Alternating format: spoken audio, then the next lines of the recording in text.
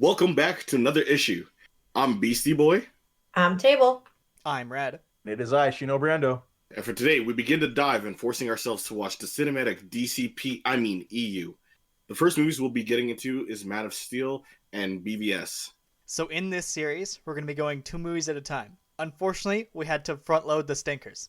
So the one we start off with in our discussion is Man of Steel. It stars sometimes beautiful dreamboat Henry Cavill as Superman / Clark Kent. It came out June 14th, 2013, and it was directed by Zack Snyder. It had a budget of $225 million, and it made $668 million at the box office. The only reason this movie was created in the first place was that Warner Brothers wouldn't be sued for not creating a movie that they had said to the Jerry Siegel and Joe Shuster, the creators of One Superman, to their estate. The Warner Brothers had promised them a movie. That's where the Nicolas Cage movie comes in. And since that movie never happened, this movie needed to happen so that way a lawsuit didn't happen. The screenplay was done by David Esquire. I kind of would have preferred a lawsuit. The whole world was spared from a Nicolas Cage movie. That's true. It could have been a lot worse. And based on Could've what he been did a with lot a property he actually liked, Ghost Rider, Yeah. I think we dodged a bullet. There's a bunch of fun documentaries on what that movie could have been and different scripts and things. I don't know if I want to subject myself to that. That sounds scary and Oh. traumatic. I mean, we've already subjected ourselves to this. So, Man of Steel, who wants to start? Me! We started with the destruction of Krypton from the L's perspective. How lame. Yes. Oh my god. Quite a stretch. What a boring intro. Holy shit, this Oh movie is my called Man of God. Steel, and he doesn't become a man until 35 fucking minutes in. It takes forever to even get there. And what's the funniest part of the whole thing is Michael Shannon, who played Zod, Mhm. Man of Steel, right? There's this moment where, like, after his betrayal, right, of Jor-El and all that, he gets captured, and then he proceeds to yell in Laura's face that he's gonna find her son. He says it 4 times. For some reason, he repeats, "I will find him. I will find him." And after the 3rd time, it's like, "Okay, bro, I get it. You're gonna find him. I get Yeah. it." And he says, This isn't even foreshadowing anymore. This is just you yelling in my face. Hey, audience, the do you plot of the remember movie. that I'm going to do a thing? I'm the bad guy? I am the antagonist. It was so ridiculous. He's saying it 3 times, and then he yells it the last time. I Here's- will find him. Yeah, I guess you're supposed to be menacing at this point. I don't what? Here's my gripe from the beginning of the movie. The winged creature that he rides, there's no explanation on why he can ride it. There's no explanation of what the fuck this creature is. He just rides it, and it dies. And not It just... lived, it died, no one told its story. Nope. Apparently, its name, from doing some research for this, its name is Haraka. Boy. It's Kryptonian for war kite. Cool. Okay. Kite as in bird? Kite as or in kite let's go as- fly a kite in a windy day. Boy, Krypton was dealing with some wins, alright. Jeez. Okay, speaking of Krypton being doomed, someone riddle me this. What is Zod's God. motivation on Krypton? So apparently, Civil War. Fuck around and find out. They don't really dig into why we're doing Civil War here. Okay, but he Just- says something about the bloodlines and Yeah, how it's they were just crossed, and they were like, Yeah. I'm sorry, where was this movie? We just start with a Civil War. It just is. Wasn't it more the factor that he was just the bloodlines are too messed up or something? We need to have a proper order of the proper general hierarchy and fix it. And then Clark's dad or Carl Jor-El. thank you, was Oh, basically saying hey, what are you gonna do? What are you planning to do? And he's like, I'm gonna kill a few of these guys. And it's like, whoa, wait, what?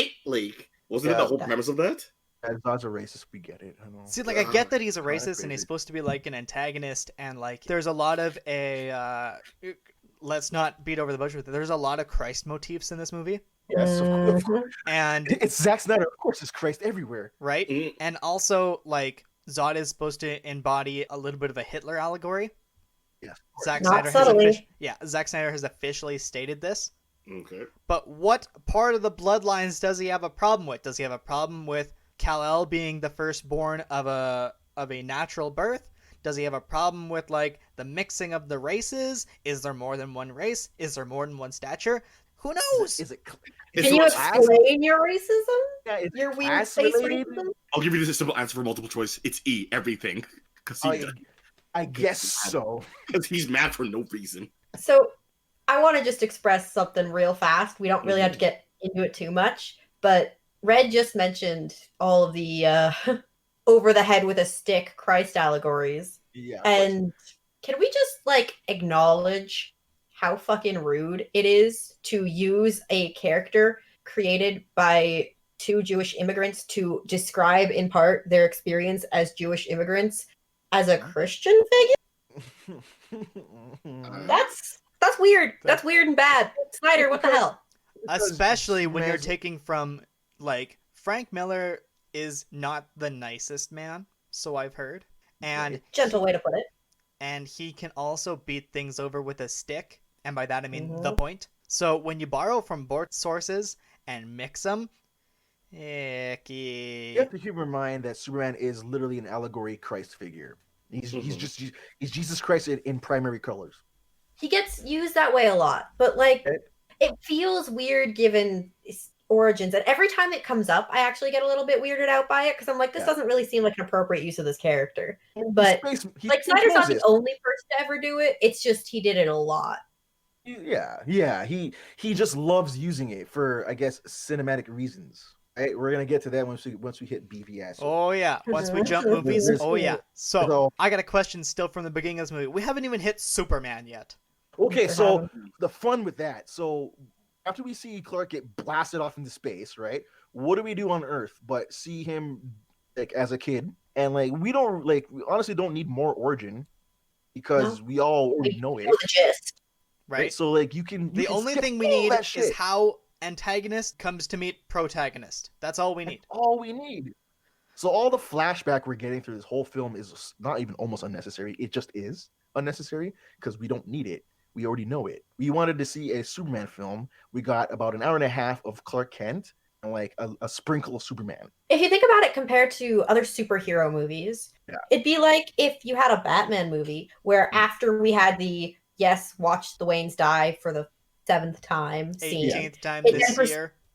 It then proceeded to spend like the rest of the movie on Bruce's childhood. Not even like his training montage, like his actual childhood. Like what he got for Christmas for his 12th birthday from Alfred. Like, and then it cut to Batman. It's just like, we don't care. The only part we need to care about is, again, let's front load this. Spoilers for every movie we're about to discuss. Full details. Hard spoilers. Yeah. Although this movie came out in 2013. If you haven't seen it by now, that's on you. Yeah. Also, maybe Pa Kent because dies. he's trying to avoid it from being a bad movie. Yeah. And like, I don't like that he dies for personal reasons, but I know why he needs to die. That's the only flashback I agree needs to happen. That's it. Him saving the bus, nada. We don't need him being bullied and and squeezing the fence. We don't need it. The bus, the school bus, we don't need it. Where Pa Kent tells him where he came from, that gets to stay too, because that's relevant to the thing we just got over. Sure, but again, a lot of it you don't need to, because like a lot of it you've already seen either in cartoon and other movies or small. Like you've seen all this before, and that's the great thing about like Spider-Man, because they avoided the whole Uncle Ben, because you already know what happens to Uncle Ben. Uncle Ben is dead. That's Move on. a given. We don't need that anymore. The whole Krypton being destroyed, the whole growing up in Kansas, all that, you can scratch all that. No one needs it. We know he's a good old farm boy. That's it. That's all we need to know. Corn-fed, strong-looking dude. Go watch Smallville. In all those flashbacks, what they do to that movie is kill the pace by letting you fast forward a whole lot in present day stuff and then just killing the flow by a flashback. So let's jump to present day now. Clark is bumming around from job to job using aliases, which is an interesting take. Why would he do that? He has a legitimate identity, sort of. I don't like the happenstance that is. I just randomly meet Lois Lane in the Arctic. I got this random job out of the blue because I need to go to North, and happenstance is Lois is there, and we both stumble into the Fortress of Solitude. Not even It's like the Fortress of Fortress. you've ever seen. It's a second Kryptonian ship that Zod comes from in the first place. With in the background, if you notice, there's a pod already opened. Yeah, there's 2 pods there. With no explanation as who came out of that open one. Yeah. Somebody who turned up and was like, you know what? I don't feel like starting shit, and just went about their life. What about their life? I'm gonna live a normal life. Fuck it. You know what? This place is fine. Yeah, Right? And then he drives a ship and meets his dad. And I'm like, okay, that's cool. We have another dead dad in this movie.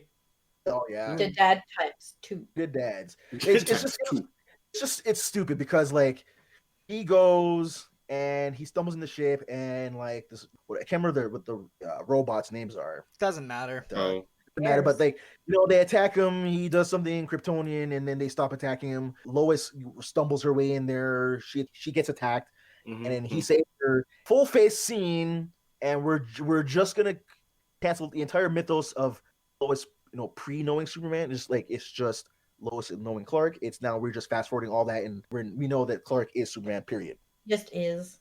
No, there is no mystery anymore. The only mystery we have for an identity is the U.S. government doesn't know who the person is who puts on the suit to go fly to the ship. Which even at that, it's like, okay, well, if the mass populace knows, really, government, Word will come get on. around. It's just go check someone's fucking Facebook status where they talk about Clark Kent Superman. It's 2013. People are on Facebook all the goddamn time. It's ridiculous, man. It's ridiculous. Twitter existed in 2013, and people used it. Amy Adams as Lois is fucking cool, though. She's all right. She's all right. She's underused in later films, which is Yes. sad. She is like character in Man of Steel is along for the ride with the viewer, and I get that connection with Lois for that adventure. I just don't like the fast forwarding of just knowing Clark is Superman. It's just kind of convenient. It makes their dynamic Shaky. very boring. Yeah. Yeah. Well, it's not that like they don't have an interesting relationship. It's just that part of the interest in that relationship is always Lois's care for Clark as a coworker kind of thing. Yeah. Her romance with Superman, the way she kind of feels like she's committing an emotional infidelity, but at the same time it's actually fine. The way that like their relationship can't escalate too much in either persona because he's lying to her and has like a guilt complex the size of the Daily Planet. Like, right. When you show it in other movies and like where it's more like Superman and Lois, more of that dynamic, and less of a Clark and Lois and oh no, how does he have heat vision? Oh no, the glasses. Fuck around, get out of here. honestly. Lawrence Fishburne as Perry White, awesome. I was about to say the casting is great, right? I think the casting's kind of like underrated. Kevin Costner as Pa Kent is great. Diane Lane as Ma Kent's great. Amy Adams is great. Henry Cavill, like for me, Henry Cavill has a look. And again, like it comes down to like later movies being just criminally underused because Cavill can act. Cavill can act when he's They don't let him act. even at the very end of the movie. Man.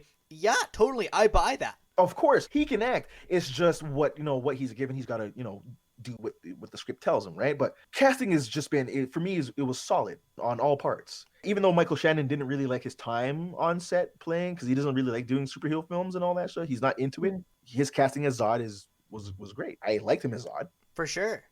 I believe that he was Zod.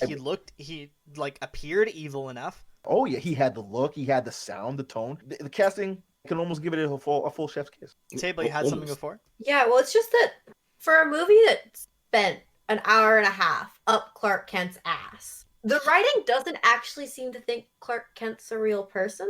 Oh, it completely just that Clark Kent is basically an alias. Yeah, well, it treats Clark Kent as completely fake, completely a lie. Like, if you peel back the layers, all that there is to him is Superman.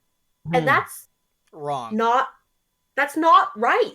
That's not who he is as a character. That's like, I don't want to say backwards because it's more complicated than that. He is both, and that matters. The farm boy from Kansas isn't any more a lie than the newspaper reporter, godly, omnipotent guy who will do everything in his power to save people. They're the same person. And also the same person that's a newspaper reporter. And also the same person that's Ma Kent's son. Whereas, like, this movie really lived up to its title, Man of Steel, period.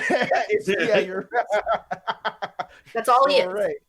This is just a statue floating around, sometimes talking to people. Oh, we'll get the statues. Man. Oh, yeah, the one that Zod threw him through? Also, property damage, guys. Holy shit. Oh, my God.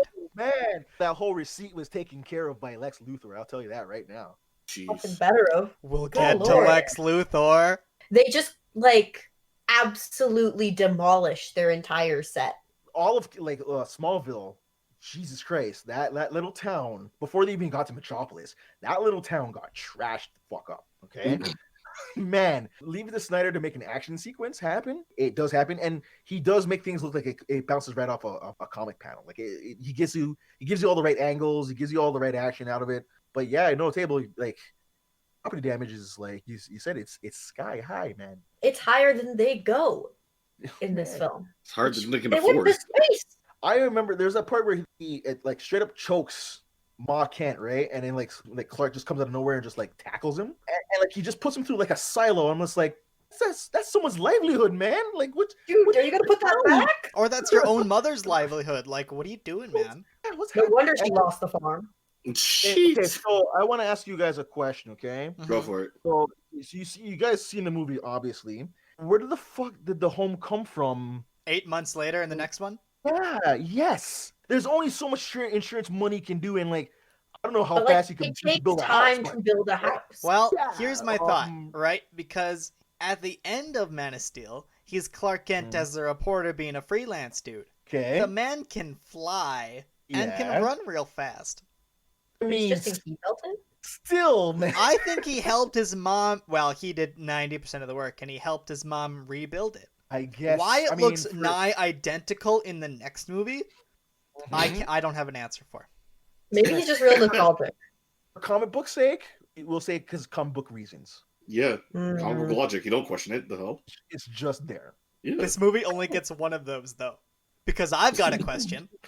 Uh-huh. Okay. Does Superman, Zod, or any of the other Kryptonians actually say what planet they're from? No, they just reference it, if anything. I think Superman says But they only don't once. say it. Here's where I'm going with this. The US Yeah. government refers to them as Kryptonians. How do they know that? I swear he only tells Wiretapping Lois- people's cell I think he tells Lois once, right? In the interrogation Yeah, room. he tells...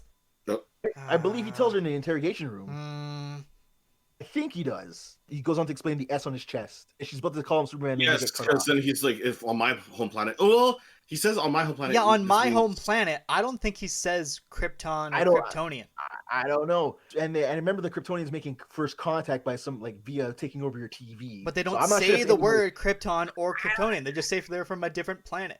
That's I the part that confuzzles me, is they rely on so many things that all of the other characters need to know they're Kryptonians and like say these things, and future movies rely on those words being in a lexicon, but those words don't start anywhere. I don't know. That's weird.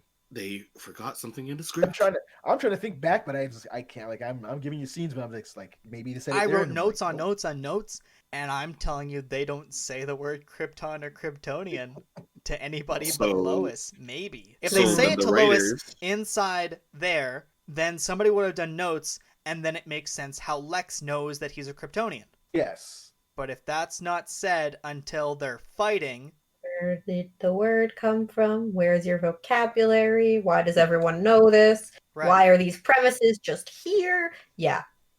And then the whole thing kind of unravels. I was like, well, you shouldn't know that. I know that. The director knows that. The bits and But pieces. you, the character, Yeah, how do you know that? are you metagaming right now? Maybe You know what? Lex Luthor would metagame though. You know it. he would. Oh, let's continue because now let's get on to the bad guys, right? Because Ooh. Zod was the only one to really get any lines. I got another question about the bad guys.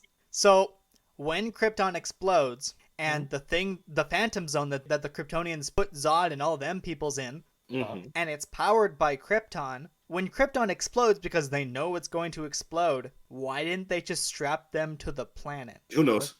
Bro, I honestly don't know. Because if That's you a put them, problem solving technique, man. And Kryptonians are not actually capable of problem solving. They just do things. fucking factually, as your resident half Kryptonian, factually. They just do things, man. Sometimes those things cause problems. Sometimes those things solve problems. Because- but that is never the intent. Because they They go just- through this elaborate big process of putting them in the Phantom Zone and then going through all the things and arguing with them. Mm-hmm. And they know the Phantom Zone is powered by Krypton, which is Mhm. they know is going to explode. And they stay on the planet because, I don't know, fucking idiots. Because the planet needs to explode. So what did they think's going to happen with the Phantom Zone? Then they just die and we're like, well, that's not our problem anymore. I think And they decided that wasn't their problem anymore. Exactly. It's out of our hands. You know why? Because we're We'll be fucking dead. dead. I'm going to explode. Why should I care what happens to everybody else? Oh, they'll be safe in the Phantom Zone. We don't need to care about it. Should've Oh, worried- we did. Worry about where they're gonna take residence. I don't care. I'm about to be atomized anyways. Fucking the time jumps in this movie are just awful. The They're editing in this everywhere, movie is and they're- awful. They're like I said, the flashbacks, everything pasting wise, it's all bad. Parts in there that you don't really need, like watching the army getting their asses fucking pushed the fuck in by Kryptonians. Yo, Dude, so- we need bigger version of what you just said, because the beating that you're referring to is if you and I fought. Yeah. The beating that they got is if, well, I can't say most of those words on YouTube, but you know what I mean. We'd have to be man. uploading videos to a different site for me to use that language. To say they got their shit pushed in is an understatement. Yeah, understatement all kinds. The understatement of the cinematic universe. I mean, Because they go you- from holding hands inside of like the army base, and then it just snap cuts to them standing in front of the Kryptonian ship to go meet Zod and people. Well, let's talk about how Zod just openly uses a rolled engine, but we don't explain to the audience what the fuck a rolled engine is. He just does things. Plot holes. I don't mean to poke holes, but I think they do. No, like a rolled engine, he describes It what doesn't it does, explain right? how he grabbed it, And but why he has it. right. But it does explain what it did, because that's how they got the resources from other planets, and that's why they Yes. were starving. But how he Just grabbed it has with it. his ship very like running on fumes, basically. He has Ah. one ready to go. Eh. We don't say where it's or if it's even Kryptonian. I guess you're just assuming because it does have a lot of history behind it Yeah, Yeah. that we're just gonna gloss over because we just want to use a roll engine in this fucking movie. because But how did you get it? I don't fucking know. who cares? Exactly. I have it. Don't worry about it.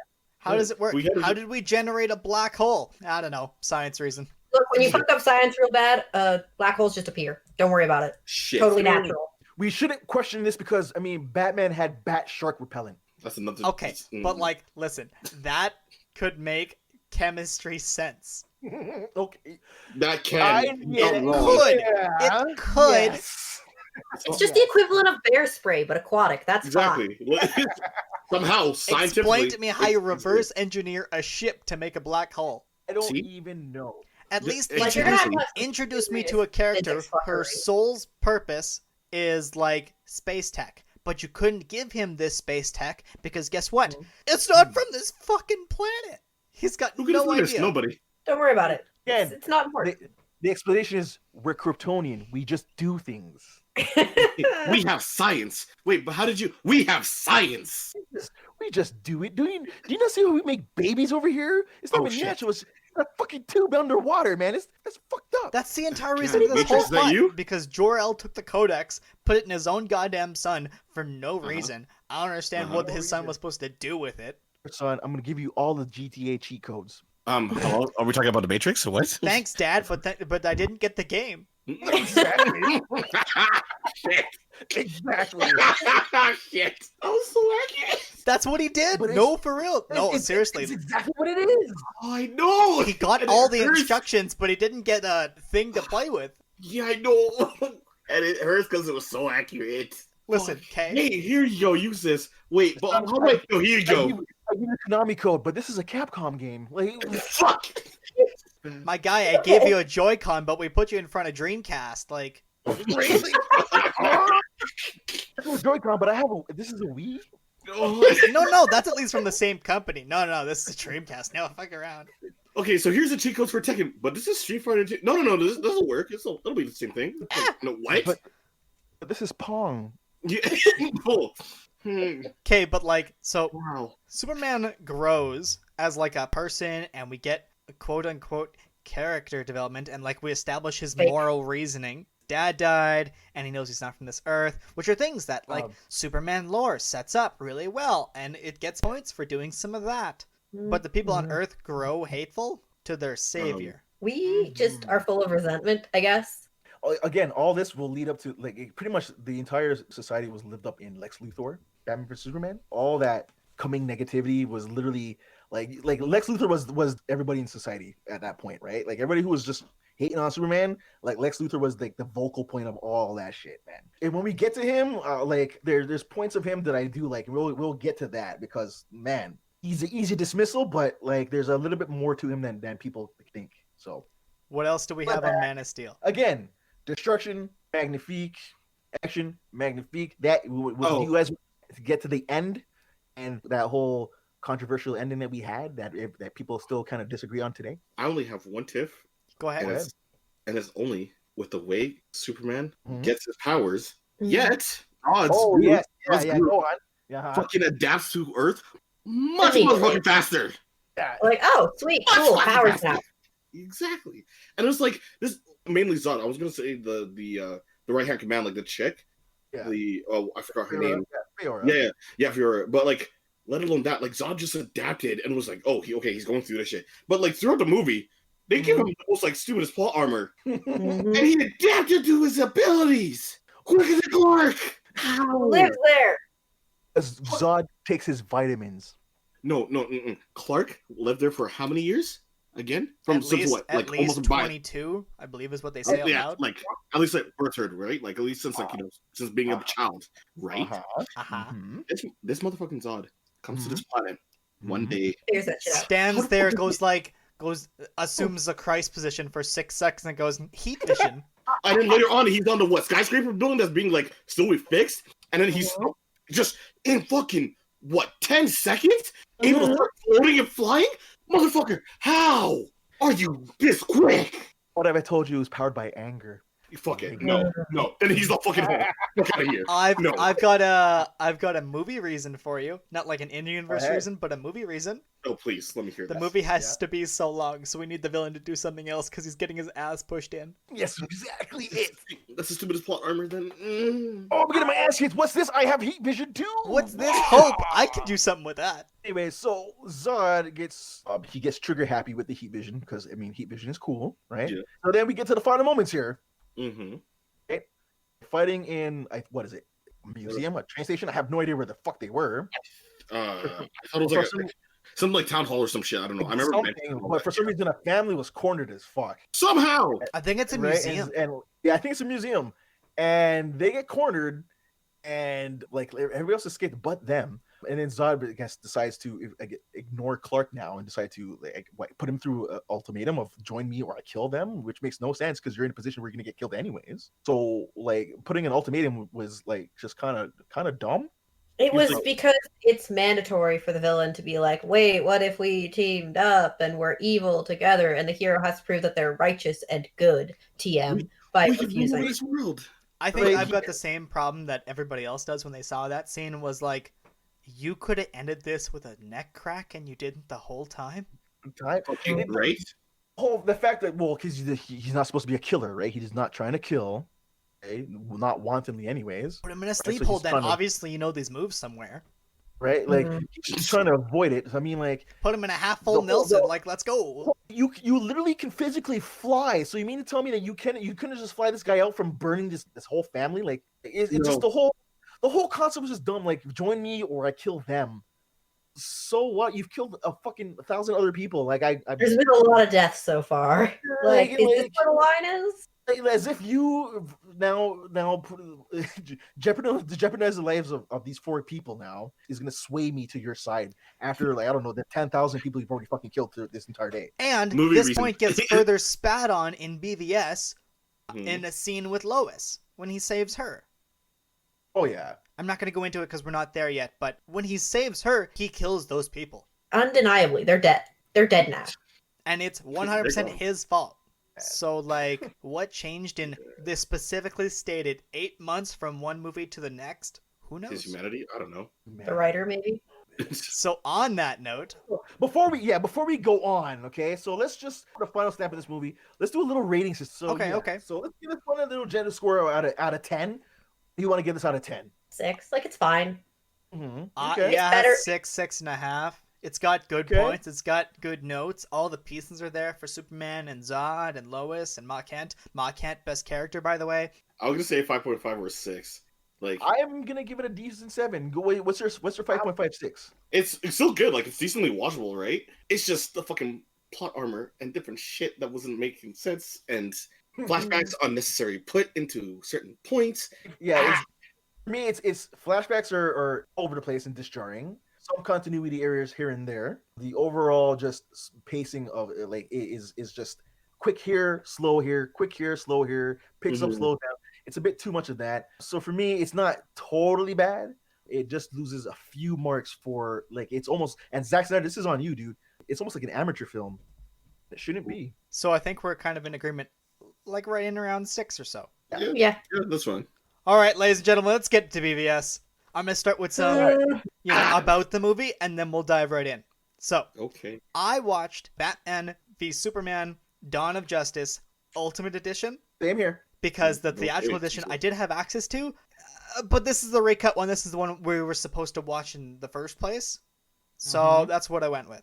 Christopher Nolan. I watched the theatrical version. Don't mind me. Ooh, okay. Christopher Nolan was the executive producer. It took $287 million to produce. Zack Snyder directed this one too. It released on March 25th, 2016. It made $873.6 million at the box office. But unfortunately, in its second week, due to critical reception, it had an actual record-setting crash. This movie was written by Chris Terrace and David Escoyer, and it is the first live-action film with Batman, Superman, and Wonder Woman. They're all there, and only one of them doesn't get to be in the title.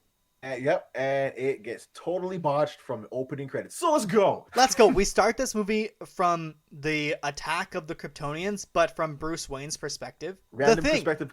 It's okay. in town. Okay. Fuck around. This Hugh Maguire plays a character named Jack Dwyer, a casualty of that fucking Kryptonian-ness. Apparently, through my side reading, doing research, he's the head of the Metropolis office of Wayne Enterprises, which owns the Daily Planet.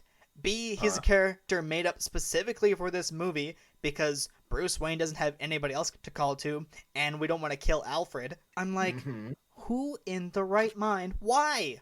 It took me, I had to watch that scene 4 or 5 times to realize he was yelling the word Jack. How do you fuck up writing that bad? Who the fuck is Jack? It's not even like I can forgive if it's one of those things where it's like, oh, a casual fan might not know who Jack is, but if you come into this knowing anything about Batman, then you're fine. No, it's not even that. No one knows who this motherfucker is. Before we can even get to that, do you guys remember how they just did Jimmy Olsen wrong? Beginning of this movie, we're in the middle of what? Egypt? Yeah, some Middle Eastern country, unspecified Middle Eastern country. Right? Thank you. And so Lois is there.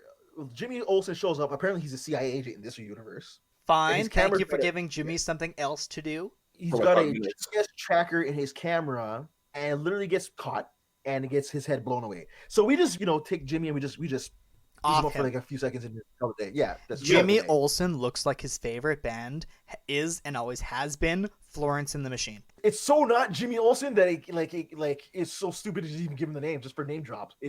Jimmy Olsen in my mind needs to be a square. Yeah, he didn't. A rule-abiding, just blown away by everything in front of him, not half-assedly understanding what's around him. My Jimmy Olsen in my head is aloof as all hell. My Jimmy Olsen's a fucking himbo. Yeah. This universe, we just shoot his head off because CIA reasons. Moving forward from At least there, Superman in this movie looks better than he did in the last one. That's what happens when you have 3 more years of fucking working on stuff. They removed the Saram wrap.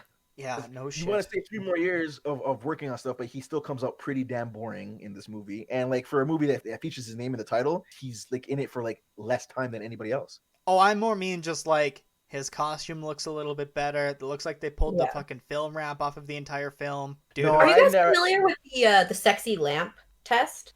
No. So the test, it's meant to be one of those how are female characters written in this film tests. It's the can you replace the female character with a sexy lamp and get to the same point? Stop. And in this film, What the hell? Clark is actually just a superpowered lamp. That's a thank you very much. He's just there for reactionary reasons, and that is all. He's just a really, really fancy lamp with laser vision. It's the saddest thing, man. Wow. For a movie marketed saying that it's this guy versus this guy, the other guy that's the movie's supposed to be a sequel of gets little screen time. I got a question. Mm-hmm. Always. While you guys simmer on what the hell Table just said. I got it. I'm good. Go on. Maybe I didn't get it. The little girl that Bruce saves at the very beginning of the movie, why isn't that Carrie Kelly? Because no. If we're gonna see him adopt a weapon as a No, child, it's I'm not saying even order. don't adopt her, don't make her Robin, don't do anything like that. That's not a named character. She doesn't even die. She can stay in the universe. I don't know. It's Metropolis, man. And I'm has going a to direct express connect. just like because they refuse to stick us in a particular timeline in the Batman mythos, you can't make it Carrie Kelly. But you ripped off the They- Dark Knight Returns anyway. I'm Sorry, aware. I'm sorry, it's the same company. They use the word homage. That was not a good homage then. Anyway, Batman in this fucking movie, so we do his origin all over again. Oh, great. And Just of to be course, sure. of course, in the opening credits, of course. Yep, just to make Right. sure that you understand who the fuck a Batman is. Then Batman does Go the ahead. stupid thing, and we get, here's a Batman, I'm gonna save a bunch of human trafficked women, and then brand the evildoer. Oh, that's. Am I allowed to express my hatred of the You Batman can explain as thing? much as you want, go ahead. Okay, look. The position Batman occupies in terms of morality, people want to make him a lot more morally dubious than he really is. Because, like, if you actually look at the way he regards himself and his actions, he basically just thinks of himself as a furry cop. Like, let me justify this real quick. He believes in the criminal justice system. He just thinks that getting from criminal to court, the cops aren't the best way to do it all the time. Yeah, So they aren't he fastest. intervenes. He totally is for whatever sentencing they get in a court of law. Like, it's been said on panel that he doesn't oppose the death sentence. He just cannot be the one to decide someone deserves to die. Like, that's not his role in this. This Batman So- has no problems being like, haha, you're a victim of me, go to prison, figure it out. Also, Snyder did mention that this version of his Batman is super aggressive because of all the loss he had before. That he's unhinged at this point in his career. Look, we've had some unhinged Batman. Yes. We've had Bruce at his lowest. We've seen what he does. We've seen, crazy cousin with a fire sword given a bat suit and way too much freedom to do whatever he wants. Come in a car Way with a too many goddamn turkey, let's go. and way too many muscles on top of muscles where your anatomy doesn't even make sense anymore. But to suggest that he's going to go around branding criminals to put them in prison to be murdered by other criminals? That's a bit dark, bro. Hey, That's man, that's not even dark anymore. This is like subterranean. Like, what the hell are you on? I'm just telling you what Zack said. He's like, I just made my Batman unhinged. I don't like that shit either. That shit's stupid to me too. But he also was like, "Hey, my Batman's unhinged," aka he murders people. Which AKA, Okay, so- I'm going to write him out of character and you can't criticize me for it. Fuck you, Snyder. So This Batman, may not kill, quote unquote, but he sure sets people up for that. shit, He is sure. acting as executioner by sending the criminals that he brands to jail, and then people going, "Oh, you're real bad. We're just gonna end you here." Okay, We'll just deal with that. fast forward to the pier where he's chasing the thugs down in a fucking car and he crushes them all with his fucking bat tank, man. Yeah, He his literally intent lands on is to them. He murder. crushes Oh yeah, he's He's killing man fucking like a pancake. Okay, so before we get to the big point, right? You know Yeah. what part I'm talking about? The warehouse, right? hmm Like he actively Mm, crunches these guys to the point where someone's head's getting crushed in. people be goop now. People are getting killed by this man. Goop. Yeah, So I mean, if they were gonna harm an old woman, I lose my temper too. And these guys threw a grenade at me, I'm tossing the grenade back at. absolutely. If now we resorted to grenades and that's what you're using, I'm matching you. I'm throwing it right back at you, man. oh jeez. You keep me. So that whole So before, because I want to talk about that warehouse scene. So let's pull it back a bit more. I don't want to steamroll it too much. You guys go on if you have any other points to go on. Yeah, I continue, want to 'cause talk about Lex Luthor. Yeah, get going, because that warehouse scene is very important to me. Go on. We have a couple major things we got to hit through this movie. So Mhm. Lex Luthor in this movie, Jesse Eisenberg. Okay, so a lot of people have got problems because he's a full-on wackadoo. But the thing that was obvious to me on this viewing as opposed to my initial viewing when it was in theaters, Lex Luthor drives the whole plot, He does. which is far and above anything that I ever thought I'd give this movie credit for. Like, when I think of a Lex Luthor, take the Justice League animated cartoon. Lex Mhm. Luthor pulls Mhm. strings by sitting at a desk. This is a proto of that. It's not where it should be. It's not where we all would like it, but it's starting to be. He puts a glass of piss on a governor's desk inside of a trial, and nobody Mhm. says a fucking word. calling back to the conversation they had before that she had a complete disagreement with him. So he's like, okay, I He's made my a point. petty bitch. You didn't listen to me, so here it is. Right? She says, oh yeah, you could serve me pig piss and call it grandma's sweet tea. And then he does. Right? Just to double down. Like, he's why Lois got sent to the undisclosed Middle Eastern country. He set it up with those people. He set up the whole plot. He set up the bomb that goes off. He set up what became Doomsday.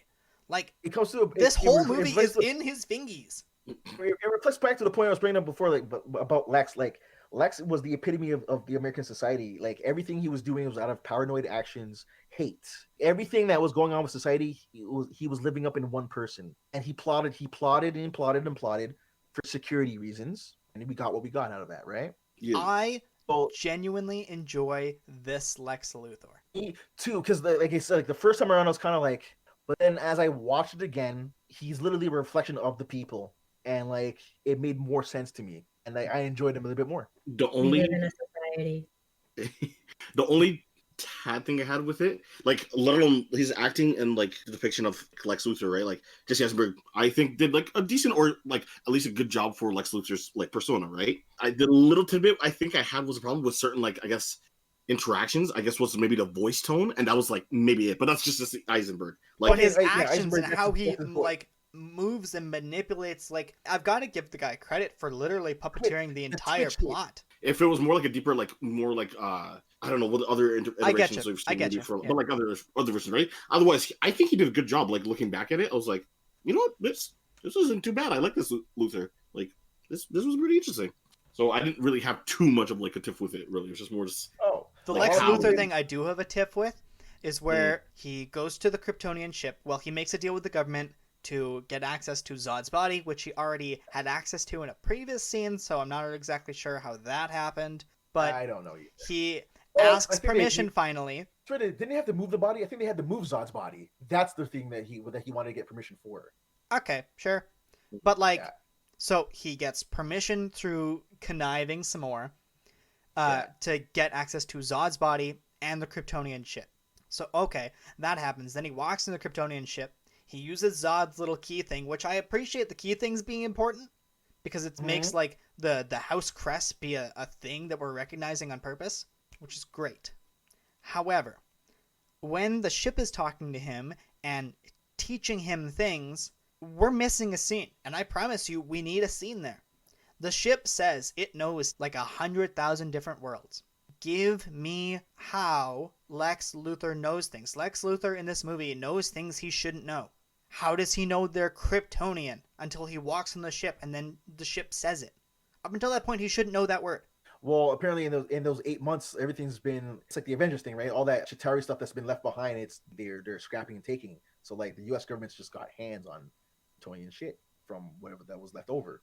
Right, but in the thing, more of my point is the Kryptonian lore that Lex needs to learn and the mechanics on how to turn Zod and his DNA into Doomsday. I want that scene. That one just because then it's like him by himself, and you know what that gives me? That gives me more of Lex, the character you're trying to drive in the first place. Fucking like they give more explanation how he seems to know exactly how to operate things. We're not being told how he studied or if he even studied, or you know what I mean. Like there's just no real history. Learning curves for our villains. There's just nothing there. It's just he just needs him. But you know who does have a learning curve? Batman. Bruce motherfucking Wayne, because of his 2 goddamn nightmares. One with his bleeding mother's grave, and I guess Man-Bat? Yeah. Lamstrom? What you doing here? Yeah, what are you doing? But I'm glad Man-Bat, I guess, has been on screen now. And the one with Nightmare Batman. Well, but okay, so I visit my parents' obelisk, and then Sinister Batface pops out. In that scene, what do you think the message was? I've got a dumb answer. You want it anyway? Give it to me. That it bleeds. Anybody else got any answers? I'm gonna go with there's some sort of elaborate, like, this wound has not healed. The monster that you've become, this creature of the night, comes from this loss and this pain, and like it's nothing new to us, but like it's just a bunch of stupid symbolism. I'm gonna send you to work for Hollywood because that scene was absolutely fucking nothing, and it's just there to run pad time. Yeah. Agreed. We could only Wow. have only had one nightmare and we'd accomplish the same fucking thing. This I can write obviously, essays on nothing. obviously, this I see movie is your- a precursor to Justice League, but Jesus Christ, hit the nail on the head too much. Yes. It's like a kid, Even in the title, they're being too on the fucking nose. Dawn of Right? Justice. dude. Okay, so it's like if you Was there told- any justice in this entire movie? Oh, That's a good question. Yeah, the end credits. Fuck that. So, like, listen, there's no justice and there's no peace in this entire fucking Mhm. movie. Dawn of Justice, my fucking ass. The only Okay. peace I It's get. God. No, I see you know no what? sun. There is peace in this movie. Oh, Superman please. achieves peace when he dies. Shh. Too bad he couldn't take us with him. Hey, yo. There's peace at the end credits, like I said, man. There is one thing in this movie that I think we can all agree on as Mhm. being super great, even if it doesn't make any fucking sense. Mhm. Wonder Woman. Thank you. Wonder Woman's the best thing to happen in this movie besides Ma Kent. Uh-huh. Wonder Woman, Diana Prince, and Ma Kent. Without those two characters, this movie is unwatchable. It's a hot piece of garbage. If you protect this movie, I swear to God. I swear to God. Listen, you get to Okay, add so- one character to this movie to Wait, make it listen. watchable. Go ahead. Listen to me carefully, okay? I'm Because listening. Everybody was ready to shit on Ben Affleck because of post Daredevil stuff, okay? I didn't want it to be good either, Mm. right? But his Mhm. Bruce Wayne Batman doesn't bother me. He's So- fine. Yeah, He's you know fine, what? and I get so- it. Fine. I get it. I get his reasons. I get what he does. Clap my hands, wash my hands at that one. That's fine. Like, Yeah.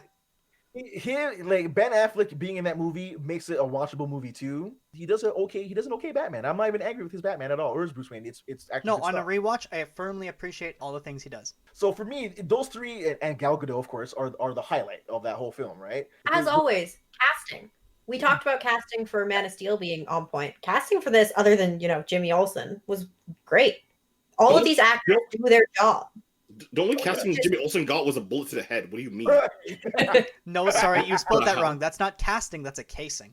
But the point being, the issues with this movie are not the actors. No. They're not even the effects, generally just the speaking. There's a characters. few places shit looks stupid. But Yeah. it's just the writing is bad. Yeah, Superman the still looks like writing he's covered in fucking sequins, but whatever. the writing again is all over the place. Like It's Man of too Steel- all over the place, man. yeah, with Man of Steel it was just bad pacing. With Dawn of Justice, it's literally just too much shit crammed into one movie. Trying to like steamroll a universe, to make it happen, without giving it any depth. They put like two extra like storylines that weren't even like It's just too much. needed. We get It's too we much. get total of 4 character origins in this fucking movie. No. And 3 of them are protagonists for the next one. Like, hello? This is like you told the kid in your backseat, we're gonna get ice cream. And this dude was jumping up and down, ready for ice cream. But we had to make a stop at Walmart first. Okay, so before she shows up, right? We got that lead up of her leaving town. Okay, we had the big slugfest that came before it, right? Showdown that happened, which I like to reflect on that the whole chase scene at the pier. He's dumping the fucking Batmobile on people, crushing them and shooting them and everything, right? And then he gets stopped by Superman, right? And Superman's just like, listen, man, next time they use your fucking flashlight, don't go there. I'm gonna end it. And then Bruce is like, tell me something. Do you bleed? And he flies off, right? And he's like, you will. And it's like, okay, guys, you're trying to make that beef happen, even though their interaction is like only once, and they meet again in their actual like civvy personas, and then we have a showdown for some reason. It's a really dramatic thing to say to someone you've met once. But Just also, once, right? okay, finish yours. I want to talk about their little their meeting in Lex Luthor's place. Oh no, I'm gonna end it there because we're gonna get down to the big moment. Right? So you go on with the meeting. Okay, real Lex's quick, first. so we can get on Yeah. to the lines that nobody likes. Yeah, The verbal dick measuring contest between Clark Mhm. Kent and Bruce Wayne was masterful. It was a well-written scene. I like that scene a whole lot. With Lex in the middle, just like I covered being my that mouth in middleman. astonish a couple times Yeah. during that back and forth. I had to watch it again. Yeah. Because I'm like, you two have known each other for 40 fucking seconds. And straight to it. And all you and like down came the shorts. Like, let's like measure, let's go. Like, Of course, they're using like fucking Lex's ruler, but Jesus. what? All right, Beastie. Let's we haven't heard from you in a bit, but I think you should introduce the part people have been coming for. The lines nobody likes. Well, I was gonna say we have the showdown. It happened. Yeah. For some fucking reason, Hmm. it's so stupid. So Lex provokes Superman, tells him go fight the Bat guy because Yeah. I want a Bat fight to happen for some reason. I Right? want to see murder. Ugh. Well, meanwhile, you already have a plot to kill the guy, but your plot is to use Batman now for some reason. So excuses. So that it gets set up, right? He goes, he flies, and he tells him straight up, no, you got it all wrong. It's a setup. You know, it's a mistake. He's got Martha, right? But then they fight. So, right, we now trash the entire setup building that he had with all his toys, his Batman prep time. kryptonite smoke and his mech suit and all that stuff. Even throws the fucking sink at him. Right? He wrecks this dude. He takes the fucking kryptonite spear. He makes him bleed like he asked him. Right? Mhm. Now, Beastie, it's your part. Set us up. But Martha, why? Why did you say that name? And then who comes in to save the miraculous day of our boy Superboy? It is none other than Lois Lane and saying, but that's his mother's name. Oh, motherfucking coincidence. Oh, I see. Oh, are we not Martha Bros? We are friends now. Are we? Oh God, we gotta save the day now. There's something bigger than us. Oh shit! Super Martha Brothers. Right, with the added DLC of freaking Wonder Woman. Honestly, Yeah. that's exactly what she feels like. Genuinely, she feels like added DLC. Frick, you had both these boys get up and get ready to fight the actual like doomsday situation. You And showed you how see- strong these two people are, and then you mashed a third in there and was like, I don't know, they fight a big ancient Kryptonian pimple-looking thing? She's Even here literally too, before don't that, worry she about like little known that like Wonder Woman comes in fucking gracefully, nonetheless. Thank God for that part. But with the Hold on. We're just gonna forget about Martha Bros right away, right? Because that scene really hurt you guys that bad, huh? Yeah. Because Oh. that shit, this poor scene that ends the action on a very flat note out of nowhere, oh yeah, and it sets you up for a Batman beat all ass in a warehouse scene, which is probably one of the greatest highlights of that whole film. Let's talk about Batman's wanted murder again, because he does it here again a whole lot, even to the last guy, who I think is supposed to be KG Beast apparently. Right? Yeah. He has a flamethrower on his back. He tells him, get back or I'll kill her. Believe me. And he's like, I believe you. And then puts a bullet through the fucking tank and blows this guy up, right? And saves Martha's life. So I mean, like, we're just killing guys left and right, man. It doesn't matter in this world. I am upsetto spaghetto about it. It is just And also, her wanton house murder. gets trashed again. Like, what is this, a joke? Doesn't She matter gets a new because- house every film. Don't worry about it. Doesn't matter because in the next film it gets all answered. And Table said it best, because someone becomes someone else's sugar daddy. So, the fucking Martha US Bros. government decides that, hey, you know this thing that we literally know zero things about? Let's throw a nuke at it. And the person that saved us from the last time, let's throw a nuke at him too. So stupid. but he saved us. No, Are let's nuke throw it problem-solving at him. devices? Supposedly in that world. I agree that if the actual US government was in charge of this, especially the current administration, they wouldn't throw one, they'd throw 5. Assuming you think he can count, but okay. I think it would be a Monty Python style counting. 1, 2, 4, 3, sir. Oh jeez. Wonder Woman's line, Yeah. I've killed things from other worlds before. What is she talking about? I was very eyes emoji about it because tell we'll me have to- more. Maybe we'll find out in Wonder Woman 84. That's my question, because it's certainly not the villain from her movie, which I won't spoil until we get there. No, Batman also has a very similar line where the good guys that have gone bad, who? Yeah. Himself. There's only been 2 of you guys so far. There was one for the last 20 years, and in the last 9 months, this other guy popped up. Yeah, there's only been 2 of you so far. So like, what are you talking about? Himself. Someone wanted to reflect that Jared Leto's Joker is supposed to be like fucking Jason, I think, or something, man. Yeah, that was a weird theory. Both that of was those make me want to stab a writer. Yeah, it's some poor ass shit where he's supposed to have gone and turned into Jokers. That's what the line means. He's like, you see good guys go bad. Bullshit. No, I disagree Yeah. wholeheartedly. I want to jump to the next part of this fucking movie. I don't like that either. I'm just telling you what people are putting out there. Yeah, that was the biggest rumor of life, and nobody was. I was like, shush. I more believe that Carrie Kelly was actually going to be in this movie because the director said so.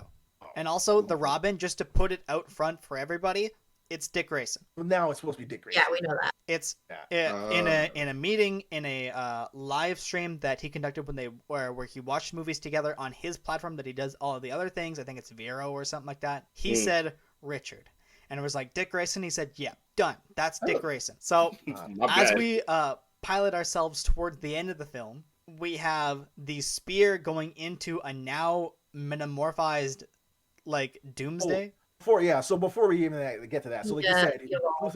Lex Luthor is just making a doomsday monster out of nowhere because he's bored. Right? Yeah. Shits and giggles. The epitome of chaos. Doomsday is just thrown in this movie because we need to run a pad time and have an excuse as to why Superman dies, so we can set for another We need to movie. have something the heroes to fight together, and we can't find Wonder Woman because she's a hero too, and we can't find Lex because that's not going to happen. So we need a bigger, badder thing. Oh wait, what's the thing that kills Superman in the comics? Oh yeah, let's just throw it This in there. guy. Right, so we just fast forward. Apparently, Superman's able to hold kryptonite, and he was weak to it beforehand, but he's able to pick up the fucking spear and fly with it, which makes no sense. Like it was just like a forced scene, and you can feel it being forced.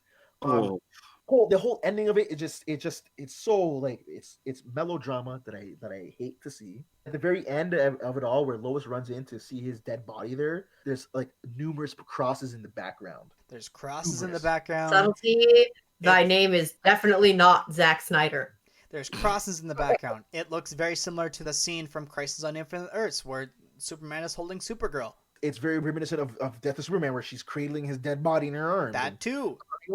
Like, is there a single original idea in that scene? I doubt it. No, very forced. The rock she has to pull him on. Oh wait, sorry, that's from the Bible too. Yep. Oh boy, yep.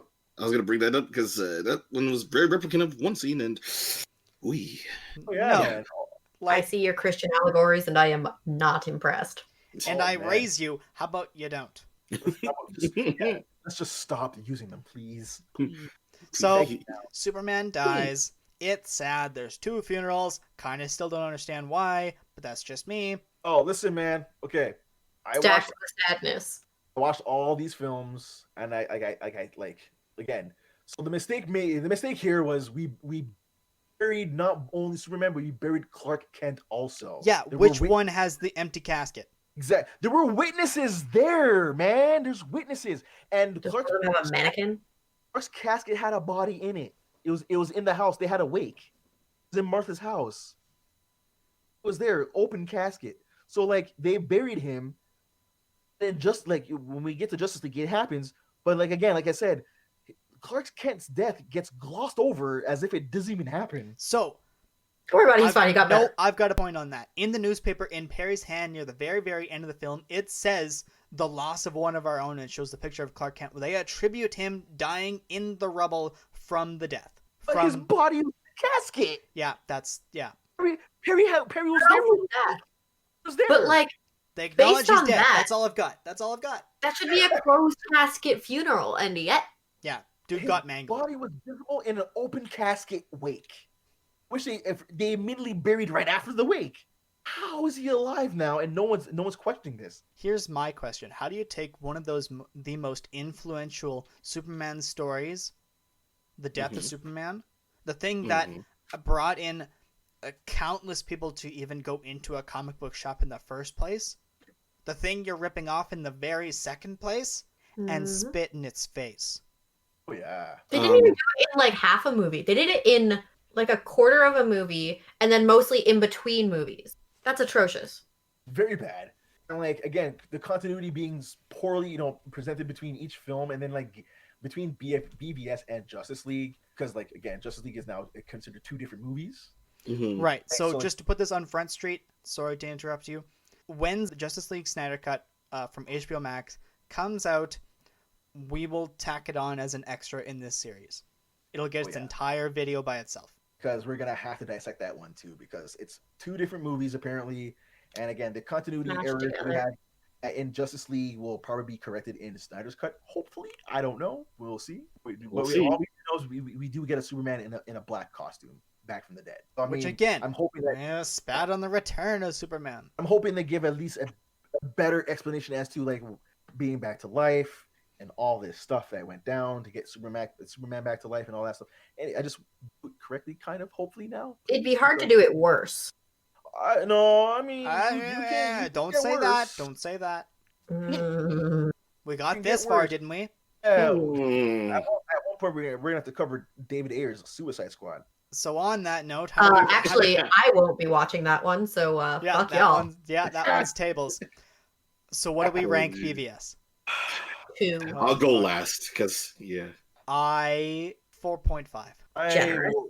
I'm gonna pull some. It's not points here. even half good, but it's Yeah. almost half good. There's a bunch of pieces that are fine, and Lex Luthor doesn't. Lex Luthor himself, plus the 2 female leads, pull this movie, but it can't pull it to 50.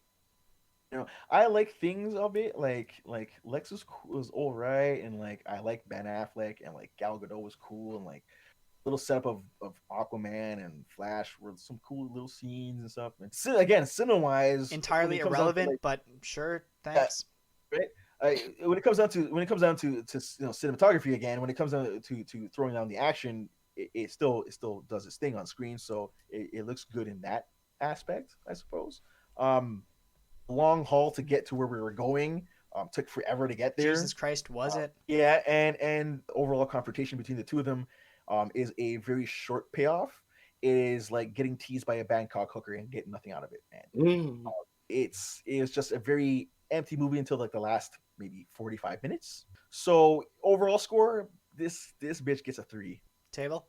I can't, in good conscience, give it anything more than a 4. I'm frankly with Shino. That's like, it's not unwatchable, but it's not something I would recommend to anyone ever at all. Like, not even in a, oh, just watch it once and then you've seen it. Like, no.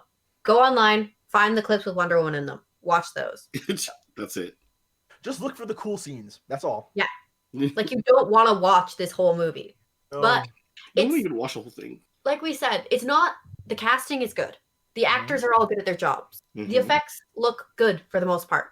There's exceptions. But the writing is almost unequivocally horrible. It's all over the place. And there are occasional scenes that are good.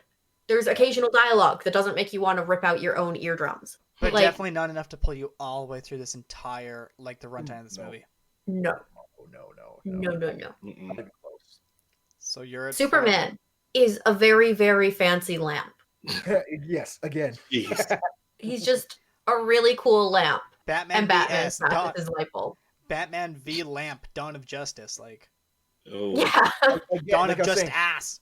Apparently, this is supposed to be a movie that's supposed to be a sequel to Man of Steel, and the big guy who's in this movie that there's supposed to be in the part of this face-off is used the least amount of times in this movie. He's a prop. He's a narrative prop.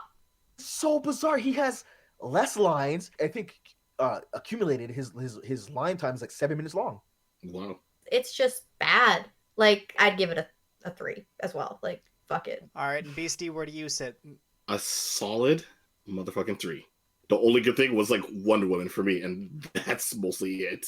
I'm also at 3. So, just to wrap up this video, we've got Man of Steel at 6 out of 10, and BVS at 3 out of 10. Join us next time where the next movies we decide to watch are Wonder Woman and David Ayer's Suicide Squad. Beastie, if you could wrap I'll be us up, watching a please. good movie. Goody one baddie. Oh, jeez. Well, if you'd like to keep up to date with what we're posting and when we're going live for Twitch, you can always go on our socials, which is our Twitter at Crusade Nerd. Our Instagram is Nerd Crusade. And also, if you want to keep up to date with our podcast episodes, we upload every Wednesday to YouTube, and you can download any previous episodes or listen on your mobile device to the Anchor.fm website or wherever podcasts are found by searching Nerd Crusade. And that's to be continued. Thanks for tuning in. If you like this issue, go ahead and button mash the thumbs up. If you want to swing by when we have a new video, web up the subscribe button on YouTube or anywhere you can to listen to our podcast. And to be updated to know when a new issue is out, hit the bell to be notified by